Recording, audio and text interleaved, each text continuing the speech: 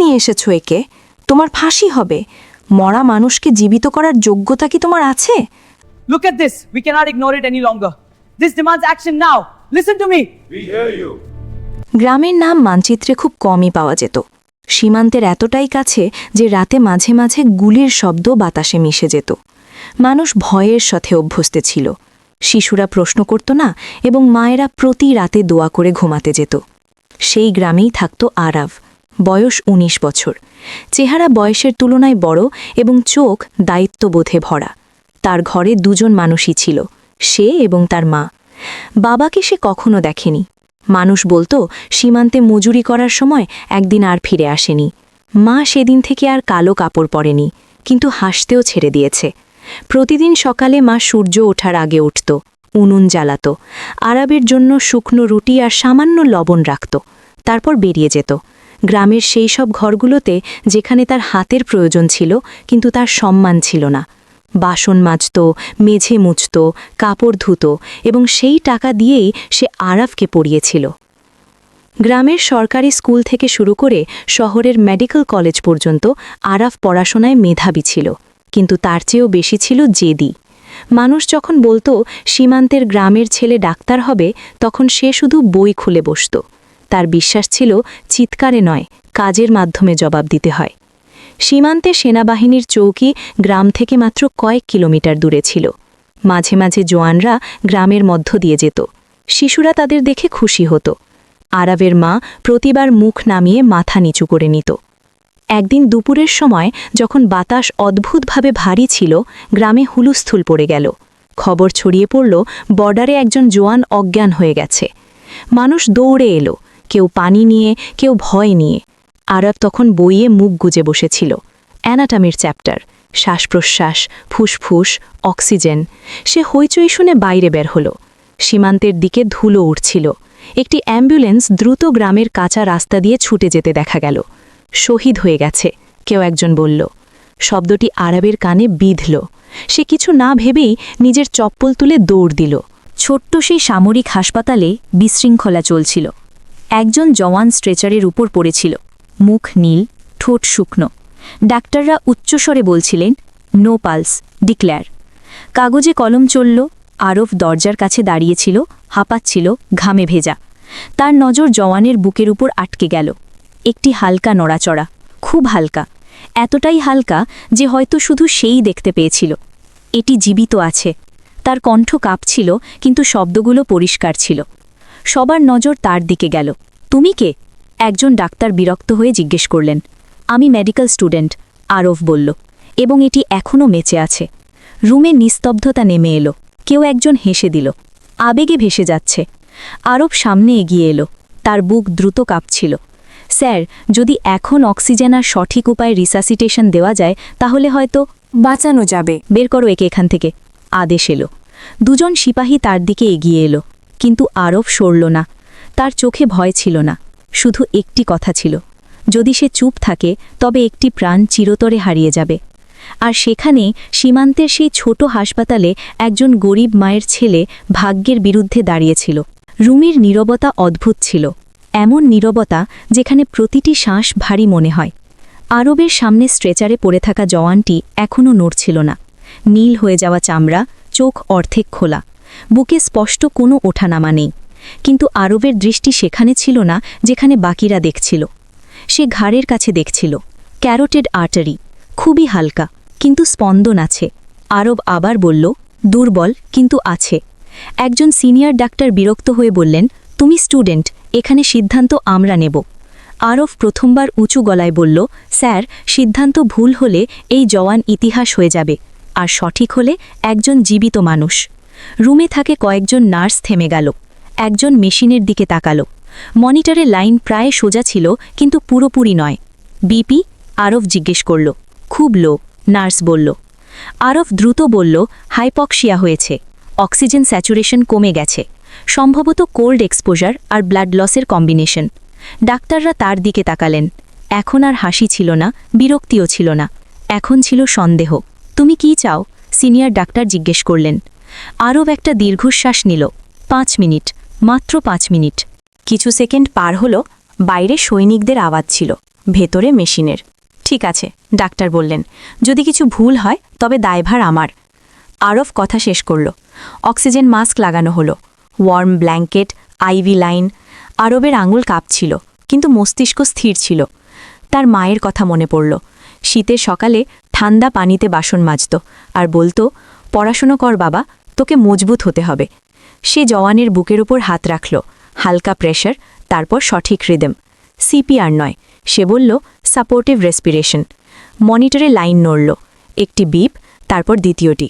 Sir, নার্সের গলা ফেটে পড়ল। বিপি কিছুটা বেড়েছে। রুমে কেউ কথা বলল না। আরব শ্বাস বন্ধ করে রাখল। 1 মিনিট, 2 মিনিট। জওয়ানের ঠোঁটে হালকা নড়াচড়া হলো। সিনিয়র ডাক্তার সামনে এলেন, স্টেথোস্কোপ লাগালেন। কয়েক সেকেন্ড পর তার কণ্ঠস্বর বদলে দিল। হার্ট অ্যাক্টিভিটি আছে। কেউ চেয়ার আঁকড়ে ধরল, কারো চোখ ভরে এলো। সেই জওয়ান, যাকে কয়েক মিনিট আগে শহীদ ঘোষণা করা হয়েছিল, এখন শ্বাস নিচ্ছিল। আরব পিছিয়ে এলো, তার হাঁটু দুর্বল হয়ে গিয়েছিল। সে দেয়ালের সাথে হেলান দিয়ে দাঁড়িয়ে পড়ল। কেউ তার কাঁধে হাত রাখল। তুমি কামাল করে দিয়েছ, কোনো এক ডাক্তার নিচু স্বরে বললেন।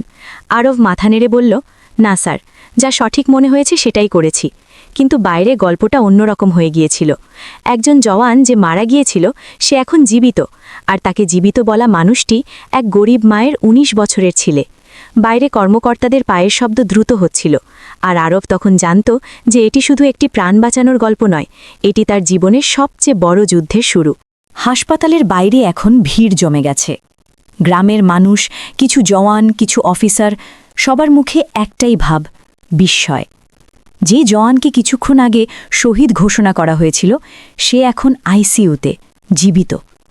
কিন্তু এই সত্যটি স্বস্তির চেয়ে বেশি প্রশ্ন তুলে দিয়েছিল। একজন মেজর দ্রুত পায়ে ভেতরে এলেন। কে বলেছিল যে এই জওয়ান জীবিত? রুমে নিস্তব্ধতা নেমে এলো। নার্স ইশারায় আরাভের দিকে তাকালো। আরাভ সোজা দাঁড়িয়েছিল, কাঁধ কিছুটা ঝোঁকা, কিন্তু দৃষ্টি পরিষ্কার। তুমি? মেজর ওপর থেকে নিচ পর্যন্ত দেখলেন। তুমি ডাক্তার নও? না স্যার, আরব বলল, এখনো হইনি। তাহলে কোন অধিকারে তুমি মেডিকেল প্রসিডিউরে হস্তক্ষেপ করলে? এই প্রশ্ন শুধু কণ্ঠস্বরে ছিল না, পুরো সিস্টেম যেন সেখানে দাঁড়িয়েছিল।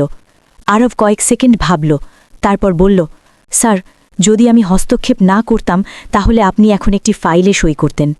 রুমে দাঁড়িয়ে থাকা ডাক্তাররা নজর ফিরিয়ে নিলেন। মেজর দীর্ঘশ্বাস নিলেন। নাম? আরব। পড়াশুনো? Medical college, first year. প্রেক্ষাপট? আরবের গলা কিছুটা নিচু হয়ে গেল।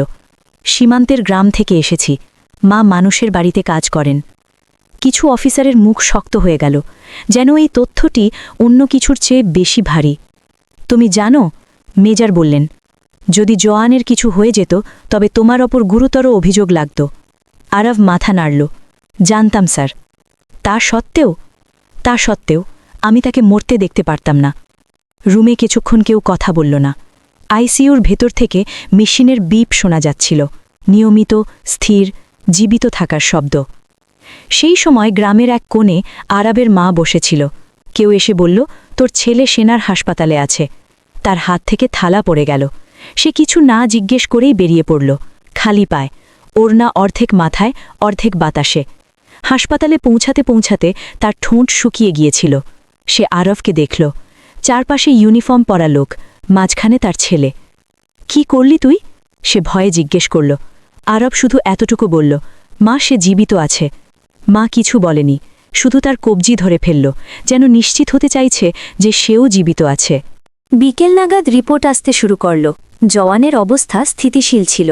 ডাক্তাররা স্বীকার করলেন যদি আরও কয়েক মিনিট দেরি হতো তবে কিছুই অবশিষ্ট থাকত না। কিন্তু এখন পরবর্তী প্রশ্ন ছিল আরবকে নিয়ে। সে কি নিয়ম ভেঙেছে নাকি কর্তব্য পালন করেছে? সিদ্ধান্ত সহজ ছিল না। একজন কর্মকর্তা বললেন, একে যদি ছেড়ে দেওয়া হয় তবে কাল সবাই নিজেকে ডাক্তার মনে করবে। অন্যজন জবাব দিলেন, আর যদি সাজা দেওয়া হয় তবে পরের বার কেউ এগিয়ে আসবে না। আরব চুপচাপ বাইরে বেঞ্চে বসেছিল, আইসিইউর দরজার সামনে। পুরস্কার নিয়ে তার চিন্তা ছিল না, খবরের কাগজ নিয়েও নয়। সে শুধু এটা জানতে চেয়েছিল জওয়ানটি বাঁচবে কিনা। দরজা খুলল, ডাক্তার বাইরে এলেন।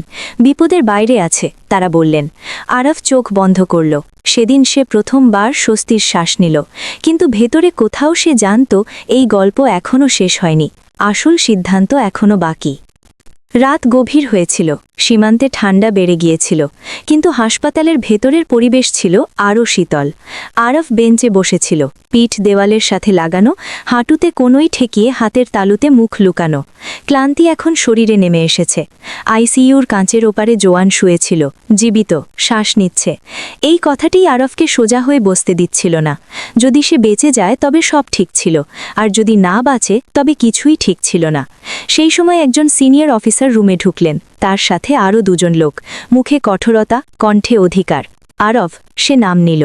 আরব উঠে দাঁড়ালো। তুমি জানো, অফিসার বললেন, সেনাবাহিনীতে সবকিছু নিয়ম মেনে চলে। আরব মাথা নাড়ল। জি স্যার, এবং তুমি আজ নিয়ম ভেঙেছ। আরব চুপ রইল।